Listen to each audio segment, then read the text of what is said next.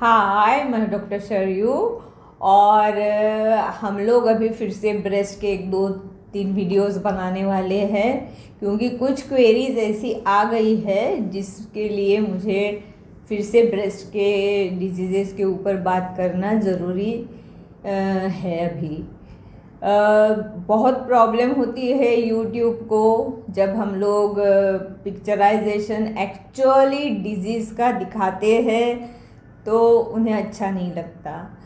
अब हमारा उद्देश्य ये होता है कि पेशेंट एजुकेट हो जाए ताकि हम उन्हें एक्चुअली पैथोलॉजी जो हम लोग देखते हैं, हम डॉक्टर्स हैं तो हमें तो देखना ही पड़ता है, पेशेंट को एक्सपोज करना पड़ता है और पूरा ही उसका investigation direct from clinical examination से शुरू होता है, तो सर्जिकल पॉइंट ऑफ व्यू पे वो ट्रीटमेंट पे एंड हो जाता है। तो we expose the patient, we palpate the patient, we see the patient, we have to do all this things because this is our profession. लेकिन अगर यूट्यूब को प्रॉब्लम होती है तो टुडेज माय टॉपिक इज कि एबनॉर्मल डिस्चार्ज ऑफ नीपल, यानी नीपल से निकलने वाले जो डिस्चार्ज है जो एबनॉर्मल होते हैं वो कौन से होते हैं। इसमें हम दो कैटेगरी में डिवाइड करते हैं, एक तो फिजियोलॉजिकल और एक दूसरा है पैथोलॉजिकल। फिजियोलॉजिकल निपल डिस्चार्ज के ऊपर बहुत ज़्यादा बात करने की ज़रूरत नहीं, क्योंकि आपको पता है कि मिल्क जो है ये जो डिस्चार्ज नहीं है इसे फूड हम कहेंगे। ये तो देन है कुदरत की स्त्री को, तो वहाँ जो सिक्रीशंस आने चालू हो जाते हैं पेशेंट्स को, यानी प्रेग्नेंट लेडी को, वो तो 7वें महीने से उन्हें सीरियस डिस्चार्ज या क्लियर वाटरी डिस्चार्ज शुरू हो जाता है और फिर डिलीवरी के बाद में मिल्क आता है, या तो 9th मंथ में भी बहुत लेडीज़ जो है उन्हें निपल से मिल्क डिस्चार्ज आना शुरू हो जाता है। तो ये जो है ये एब्सोल्युटली फिजियोलॉजिकल नेचुरल कुदरती देन वाली फिनोमिनो है। लेकिन हमें जब चर्चा करनी पड़ती है कि भाई एबनॉर्मल डिस्चार्जेस ऑफ निपल कौन से हैं और क्या ये कैंसरस होते हैं, तो एबनॉर्मल डिस्चार्ज जो होते हैं वो बाइलैटरल यानी दोनों ब्रेस्ट से आते हैं, सीरियस डिस्चार्ज होता है या क्लियर वाटरी डिस्चार्ज होता है। तो इसके पीछे का कारण बहुत बार एक्सेसिव स्टिमुलेशन ऑफ ब्रेस्ट होता है, या तो फिर एंडोक्रिनल पैथोलॉजीज होती है, जैसे हाइपोथायराइडिज्म है, एक आधा प्रोलैक्टिन हार्मोन्स का एक्सेसिव सिक्रीशन हो गया है, लेकिन वहाँ ज़्यादातर मिल्क डिस्चार्ज आना शुरू हो जाता है। लेकिन सीरियस डिस्चार्ज जो है ये फाइब्रोसिस्टिक ब्रेस्ट डिजीज़ में भी कॉमनली दिखाई देता है। लेकिन ज़्यादातर बहुत सारी महिलाएं आजकल ब्रेस्ट मसाज करते रहती है और excessive stimulus to breast causes clear watery discharge from both breast, दोनों ब्रेस्ट से वाटरी डिस्चार्ज आना शुरू हो जाता है। तो एक्सेसिव मसाज जो है दैट इज़ नॉट बेनिफिशियल, यानी वो करना काफ़ी इम्पॉर्टेंट है, ऐसी बात बिल्कुल भी नहीं है। फिर ग्रीनिश डिस्चार्ज आता है, ब्राउनिश डिस्चार्ज आता है, ब्लैकिश ब्राउन डिस्चार्ज आता है। ये सब डिस्चार्ज हमें बताते हैं कि अंडरलाइन पैथोलॉजी जो है ये फाइब्रोसिस्टिक डिजीज़ है या मल्टीपल बेनाइन ब्रेस्ट सिस्ट है अंदर। और यहाँ पे अगर इंजरी होती है तो थोड़ा बहुत जब ब्लड उसमें आ जाता है तो फिर वो जो डिस्चार्ज होता है या तो चॉकलेट कलर का आ जाता है या ग्रीन कलर का आ जाता है या मिक्स ब्राउन एंड ब्लैक आ जाता है।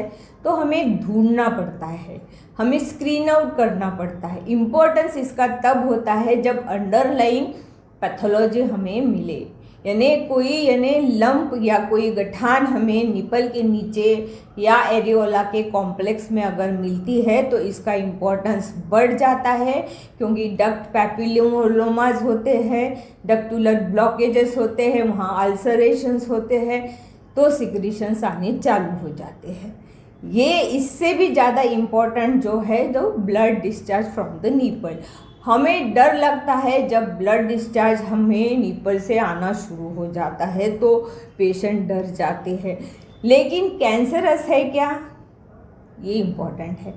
तो मैं आपको बता दूं कि अगर यूनिलैटरल है, यानी एक ही ब्रेस्ट से अचानक से निपल का डिस्चार्ज अगर ब्लड से आ रहा है और उसे अंडरलाइन यानी ब्रेस्ट में कोई लंप की पैथोलॉजी है, तो दैट बिकम्स इम्पॉर्टेंट। फिर उसे स्क्रीन करना पड़ता है कि ये कैंसरस है कि नहीं है। और अगर उसके अंदर यानी ब्रेस्ट में अगर अंडरलाइन पैथोलॉजी हमें मिलती नहीं है, स्क्रीनिंग में कुछ मिलता नहीं है, तो बहुत बार क्रॉनिक इन्फेक्शन की वजह से भी आता है। और एक डिजीज़ होता है पेजेस डिजीज़ ऑफ निपल, जिसमें निपल के ऊपर क्रस्टिंग होती है, एक्जिमा जैसा लीजन हो जाता है, उसके ऊपर थोड़ा अल्सरेशन हो जाता है।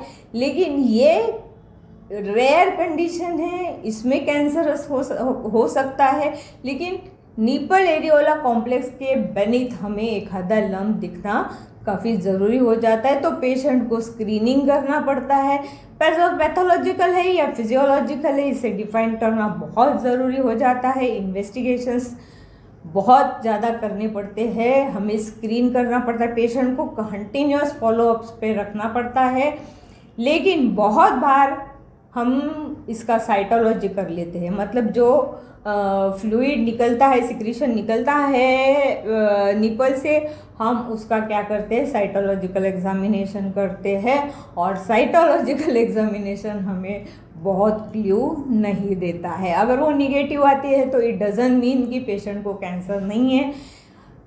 अंडरलाइन पैथोलॉजी के लिए पेशेंट का स्क्रीनिंग ज़रूरी होता है, मंथली स्क्रीनिंग ज़रूरी होता है, स्कैनिंग ज़रूरी होता है। और बहुत बार जो सिक्रीशंस होते हैं वो नॉन कैंसरस ही होते हैं, कैंसर होने की जो संभावना होती है वो बहुत ही कम होती है। तो हम लोगों को बहुत ज़्यादा स्ट्रेसफुल होना ज़रूरी नहीं है। अगर पैथोलॉजी एंडोक्रिनल है, जैसे हाइपोथायराइडिज्म है, तो हम वो उसकी ट्रीटमेंट कर सकते हैं। इन्फेक्शन क्रॉनिक है, उसका हम ट्रीटमेंट कर सकते हैं। अगर अनमैरिड गर्ल में मिल्क सिक्रीशन आता है तो प्रोलैक्टिन का प्रमाण ज़्यादा क्यों हुआ, इसका हमें यानी इन्वेस्टिगेशंस करके रूल आउट करना पड़ता है। लेकिन एक बात मैं आज आपको बता दूं कि ऐसी जो अनमैरिड लड़कियां हैं, ये बहुत बार प्रेग्नेंट होके अबॉर्ट करती है, इसीलिए इनको भी मिल्क सिक्रीशन आता है।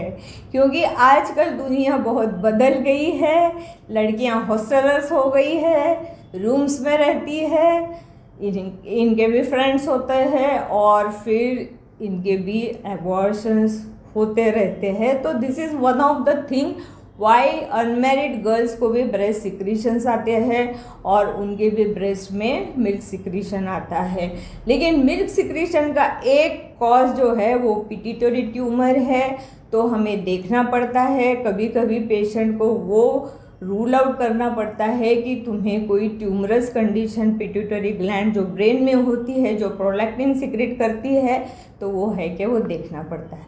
तो this is all about abnormal milk secretions, abnormal secretions from the नीपल फ्रॉम बोथ ब्रेस्ट और यूनिलैटरल ब्रेस्ट।